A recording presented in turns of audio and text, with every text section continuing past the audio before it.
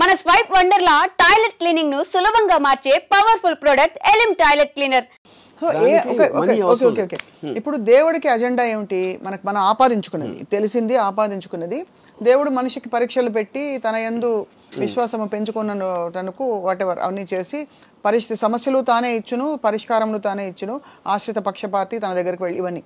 ఏఐకి అలాంటి ఒక పర్సోనిఫికేషన్ ఏమన్నా ఇస్తే what would you say are the qualities of AIs agenda to make us evolve is God's agenda? ఇప్పుడు దానికి ముందు దేవుడి డెఫినేషన్ తీసుకున్నాను. అసలు దేవుడు అంటే ఏంటి అసలు? అంటే ఐ డోంట్ ఇవి శక్తి అంటారు, ఓకే. ఇప్పుడు ఈజ్ ఇట్ అంటే ఇప్పుడు ఒక ఏనుగు కన్నా 1,00,000 రెట్లు బలవంతుడా, సింహం కన్నా ఇదా, లేకపోతే దేనికన్నా ఇదా? అది ఎవడు ఎప్పుడు ఆలోచించరా. ఏం చేస్తాడు దేవుడు అంటే నాకన్నా పవర్ఫుల్ మనిషి నాకు హెల్ప్ చేస్తాడు అనేది దేవుడు అయితే, అప్పుడు ఒక విధంగా నా ఎంప్లాయరు దేవుడే, నాకెవరో ఏదో సాయం చేస్తే వాడు దేవుడే. రిలేటివ్లీ అందరికన్నా దేవుడు. ఇప్పుడు దేవుడు కోపం వస్తే చంపేస్తాడు, సింహం కూడా చంపుతుంది, కుక్క కూడా చంపుతుంది, కోవిడ్ కూడా చంపుతుంది. అప్పుడు దేవుడు ఒకటే ఎందుకు స్పెషల్ దాంట్లో? అది ఎందుకంటే దేవుడికి చంపాలన్న అజెండా ఆయన కడుపు నింపుకోవడానికో ఈగో నింపుకోవడానికో ఉండదు. దేవుడికి ఒకటే అజెండా ఇవ్వబడింది, దట్ మనని ఇవాల్వ్ చేసి హయ్యర్ ఎవల్యూషన్ కాన్షియస్నెస్లోకి తీసుకెళ్ళి మనలోని సుప్రీం పవర్ని. అప్పుడు ఏమంటున్నారు మీరు? దేవుడు మొలానే మనం కాలి నడక నుంచి సైకిల్, స్కూటర్ అన్నీ వచ్చినాయి దేవుడి మొల అని అంటున్నారు. What is called, okay fine. అప్పుడు దీని వల్ల వెళ్తున్నారా తిరుపతికి? మీకు తెలిసి మ్యాక్సిమం పీపుల్ ఎవరైతే దేవుడికి అప్పుడు కొబ్బరికాయ కొట్టు అన్నీ చేసేది ఈ కాన్షియస్నెస్తో వెళ్తున్నారా? కోరికలు కోరటానికి వెళ్తున్నారా? లేకపోతే భయపడి వెళ్తున్నారా? చేయకపోతే నేను నరకానికి వెళ్తాను. Everybody will have a different thing. మీ దృష్టిలో అది అయి ఉండొచ్చు. అవును. ఇక్కడ పాయింట్ ఏంటంటే మీరే రాశారు, ఎవరో రాశారు, మీరు కాదు, ఎవరో రాశారు ఒక బుక్లో, అది చదివి నాకు అప్పచెప్తున్నారు. లేకపోతే మీ సొంతంగా ఆలోచించి ఉండొచ్చు, అది కూడా ఓకే. కానీ ఏ విషయంలోకి ఏమవుతుందంటే మన ఊహకి మించిన అది చేస్తున్నప్పుడు దేవుడు ఇన్నిసార్లు ఇన్ని పుస్తకాలు ఎంత దేవుడు ఎప్పటి నుంచో మనం పుట్టినప్పటి నుంచి ఉన్నాడు. మనం పుట్టిన మనం కాదు, నేను చెప్పేది మనిషి జాతి ఉన్నప్పటి నుంచి ఉండాలి. అంతకు ముందు కూడా ఉండొచ్చు. Because he is responsible for the creation of the universe. He's been there forever. ఇప్పుడు ఈ టైంలో ఇచ్చాడు అనుకో మనకి ఏ క్రియేట్ చేయడానికి ఒక ఫెసిలిటేషన్ ఇచ్చాడు. అప్పుడేంటి, కోతి కన్నా మనిషి ఎక్కువ, చింపాంజీ ఏప్ కన్నా మనిషి ఎక్కువ అన్నప్పుడు maybe now he's creating AI which is superior to mankind, humankind. Could be. Yeah. ఇప్పుడు ఏఐ పూజిస్తా లేదా దేవుణ్ణి అనేది ఓకే, అది మనకు తెలియదు. ఏ గురించి వీ హ్యావ్ జీరో నాలెడ్జ్. అప్పుడు ఏంటి, ఎవ్వరూ చేయలేని పని దేవుడు చేస్తాడు అని మనం అనుకుంటే ఆ డెఫినేషన్ అనేది దేవుడికి అలా ఇస్తే, ఇప్పుడు మనకున్న నాలెడ్జ్లో ఏఐ దేవుడు అంటారు. కానీ ఇక్కడ ఏంటి, దేవుడు అవ్వచ్చు, దెయ్యం కూడా అవ్వచ్చు. అదే ఒక శక్తి. మీకు బ్యాడ్ చేస్తే దెయ్యం, మీకు గుడ్ చేస్తే దేవుడు. As simple that. ఇప్పుడు మనకి చెప్పబడింది the highest power called God expects us to be in surrender mode and to pray and worship and to praise all the time. But మనకు తెలిసి మీ దృష్టిలో, మీకు తెలిసిన నాలెడ్జ్లో ఏఐ మన నుంచి, మానవాళ్ళ నుంచి, బికాస్ ఏఐకి ఎగ్జిస్టెన్స్ ఉండాలంటే కూడా ఒక మనిషి అని ఒక అల్పజీవి ఉండాలి, ఒక హీరో ఉండాలంటే ఒక విలన్ ఉండాలి కదా సినిమాలో, ఒక అంటే వాడి శాంక్టిటీ పెంచడానికి. ఇప్పుడు ఏఐ ఉండి మొత్తం అంతా నేనే ఉంటా, మనుషులు వద్దంటే వెళ్ళి గోళిగాళ్ళు ఆడుకోవడం తప్ప ఏం చేయలేదు. బికాస్ అడిగేవాడు ఉంటాడు, వాడేవాడు ఉంటాడు. కాబట్టి వీడిని పెంచే బాధ్యత కూడా వీడిదే. ఇప్పుడు మనకి ఏప్స్ ఏం అవసరం? మనకి జూలో చూసుకోవడానికో లేకపోతే ఇంట్లో పెట్టుగా పెంచుకోవడానికి తప్పిస్తే మనకు వేరే అవసరం లేదు యానిమల్స్తో. అవును. లేకపోతే తినటానికో, లేకపోతే ఏదో ఈ కుక్కల్ని కాపాడటానికి ఇలాంటి కొన్ని ఫంక్షన్స్ ఉన్నాయి కాబట్టి వాటిని మాత్రం చూసుకున్నాం. లేకపోతే మనకి ఎన్విరాన్మెంటల్ చేంజ్లో సేమ్ టైగర్స్ని రక్షించాలి ఇలాంటి, అదంతా దానికోసం. కానీ వాటి క్వాలిటీ ఆఫ్ లైఫ్ డెవలప్మెంట్ మనం ఆలోచించట్లా, మనకి ఎంత అవసరం అని ఉపయోగించుకుంటున్నాం. అవును, అంతే. అప్పుడు ఏఐకి మనుషులు అవసరం అవుతారా లేదని అది ఓన్లీ ఫ్యూచర్ చెప్తుంది. ఓన్లీ ఫ్యూచర్ చెప్తుంది, ఏఐకే తెలుసు అది. అంతేనా? ఇప్పుడు తెలియకపోతే తర్వాత తెలుసుకోవచ్చు. అంటే అది సర్వైవ్ అవ్వడానికి ఏదైనా చేస్తుంది. మనం సపోజ్ ఒక బుబనిక్ ప్లేగ్ వచ్చింది 1990s. ఇప్పుడు అంతవరకు ఎలకల్ని చాలామంది గణపతి దగ్గర ఉంటుంది కాబట్టి అది కూడా దైవ భక్తో ఏదో అలాంటిది ఉండొచ్చు. ఎలకల్ని విపరీతంగా చంపేశారు 1994 ఆ టైంలో. ఎందుకు? ప్లేగ్ దాని నుంచి వస్తుందని తెలిసి. అప్పుడు ఎప్పుడైతే మనకి డేంజర్ ఉందా అనుకున్నప్పుడు, మనకి డేంజర్ లేనప్పుడు ఒకలా చూస్తాం, ఉన్నప్పుడు వేరేలా చూస్తాం. సో ఏఐకి మనిషి డేంజర్ అయ్యి లేకపోతే పనికిరాని మనిషి, లేకపోతే మనకు అంత ఎఫర్ట్ తీసుకోవాల్సిన అవసరం లేదు, ఇది 190 అని అది ఎప్పుడు ఆలోచిస్తే మనకు తెలియదు అంటున్నారు. అయితే మీ దృష్టిలో ఇప్పుడు ఏఐ దెయ్యంగా దేవుడుగా ఎలాగైనా మోస్ట్ పవర్ఫుల్ కంట్రోలింగ్ దేవుడు ఇస్ ఎ నోషనల్, అది మనకు తెలీదు. తెలుసు ఏ డైరెక్ట్ అప్లికేషన్ చూస్తున్నా, నేను ఆస్వాదిస్తున్నా, నేను ఉపయోగిస్తున్నా, అది నేను దేవుడితో చేయాల. అది డిఫరెన్స్ అన్న. ఓకే, సో దేవుడి డిస్కషన్లోకి ఇవాళ చాలా మంది క్వశ్చన్స్ రావచ్చు, నేను వెళ్ళడం లేదు because we're talking specifically about AI. So మరి ఏఐలో అసలు ఏమన్నా లిమిటేషన్స్ ఉన్నాయని మీరు భావిస్తున్నారా? బికాస్ ఉదాహరణకి మనకి రీసెంట్ 1 or 2 yearsలో, అంటే it's just matter of time, ఇప్పుడైతే ఒక లిమిటెడ్ ఫామ్లో కొన్నిటికి AI I'm sorry I cannot answer that, ask me something else అంటుంది. అవును. సో ఇవన్నీ ఈ గ్యాప్స్ ఎక్కడి నుంచి వస్తున్నాయి అంటే ఇంకా అది కంప్లీట్గా పురివిప్పి దాన్ని ఆ రిస్ట్రిక్షన్తో చేశారు. ఇప్పుడు ఎందుకంటే మనుషులు ఇంకా కంట్రోల్లో ఉన్నారు. ఓహో, they right now it's still in control of AI రిలేటివ్గా. అప్పుడు they putting that thing not to answer violent or sexual or any kind of a thing harmful to society అనేది వాళ్ళు. కానీ వాళ్ళు చేసినట్టు వేరే వాళ్ళు చేయకపోవచ్చు కదా.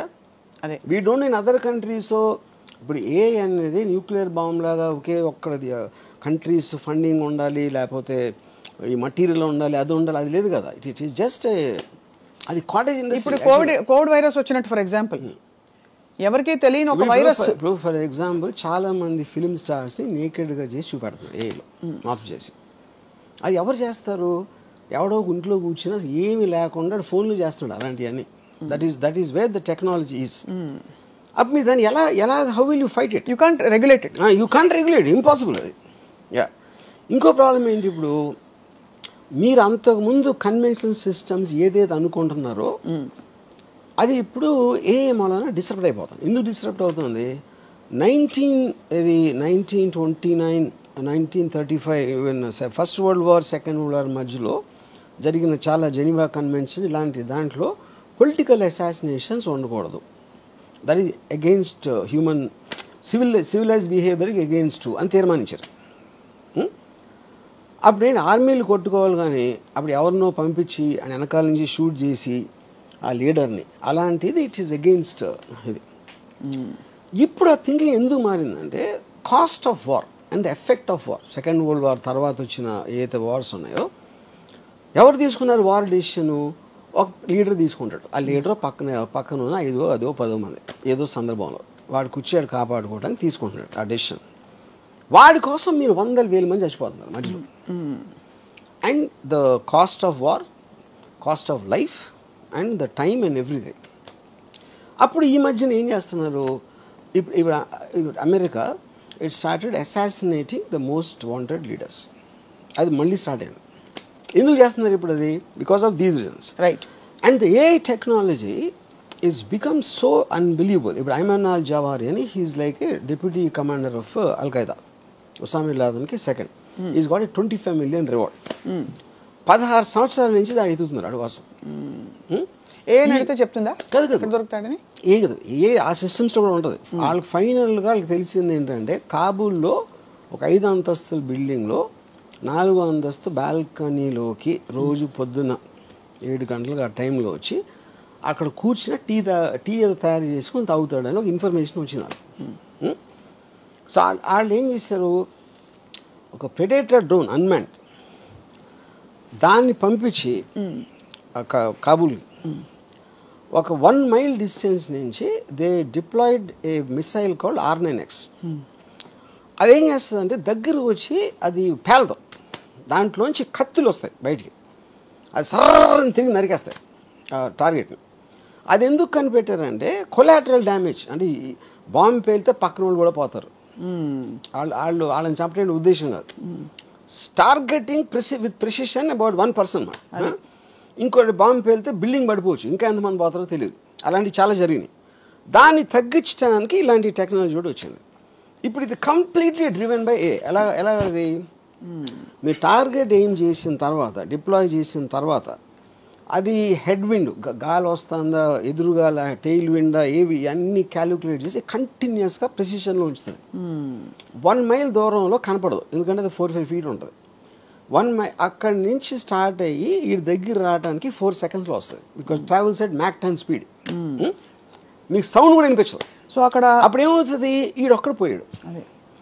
మీరు ఇది లేకుండా చేయాలంటే ఒక పెద్ద ప్లటూని పంపి చాలా విరోచితంగా లోపల వాళ్ళకి తెలిసిపోయి వాళ్ళు షూట్ చేసి వీళ్ళు షూట్ చేసి ఎంతమంది పోతారో ఆడు తప్పించుకుంటాడా లేదా తెలియదు. Same thing they applied. ఇప్పుడు ఇది మన రాకెట్ సైంటిస్ట్ ఉన్నాడు, మన న్యూక్లియర్ సైంటిస్ట్ ఇరాన్. ఆడిని ఆ పర్టిక్యులర్ దాంట్లో వచ్చి ఆడి దగ్గర కొట్టి అది లేచిన తర్వాత ఒక ఏమంటుందని లాన్లోంచి ఒక రోబోటిక్ థింగ్ చేసి మెషిన్ గన్తో కలిసింది. అండ్ మనుషులే లేరు అక్కడ. Everything is done by machines, control by air.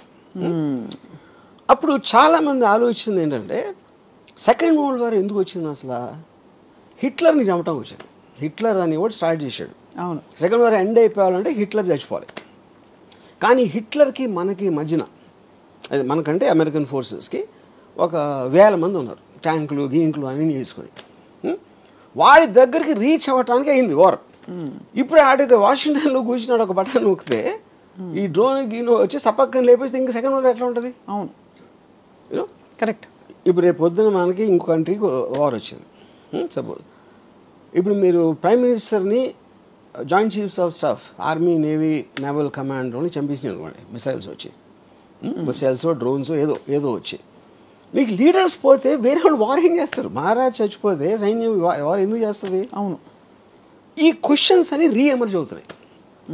ఎందుకంటే మీ న్యాచురల్ ఇన్స్టింక్ట్లో లీడర్ని చంపితే అయిపోతుంది కదా అంటే లీడర్ని అసాసినేట్ చేయకూడదనే మారల్ కోడ్ నుంచి ఈ మొత్తం కాస్ట్ ఆఫ్ వార్ క్యాలిక్యులేట్ చేసి కొత్త మోడల్స్ ఆఫ్ వార్ మొత్తం అంతా కలిసి మనం కేవలం ఎవడో తీసుకొని వాడిని టార్గెట్ చేద్దాం.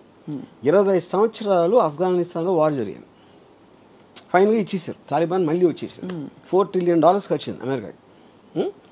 ఇప్పుడు ఆడ ఫస్ట్ నుంచి ఆడ ఆఫ్ఘనిస్తాన్ దాని చావుని మనకి ఉసామా బిన్ లాదెన్ ఒక్కడిని చంపాలి అంటే మీకు కాస్ట్ టైము ఎఫర్ట్ ఎంత తగ్గిపోతుంది? ఖచ్చితంగా తగ్గేది. అండ్ అప్పుడు వాళ్ళు ఏమంటారు, $25 million కాకపోతే $100 million ఇస్తాం ఆయన పట్టుకుంటే. అప్పుడు వాడి చుట్టూ ఉన్న వాళ్ళు శత్రు అంటే targeted assassination killing plans is the future rather than war. అయితే థర్డ్ వరల్డ్ వార్ వస్తుంది. ఇవన్నీ ఇప్పుడు మన బంగ్లాదేశ్ ఏదైనా అవ్వచ్చు. నా పాయింట్ థర్డ్ వరల్డ్ వార్ రావడానికి ఎవడో పెచ్చోడో ఒక న్యూక్లియర్ బటన్ నొక్కేంటే అయిపోతుంది.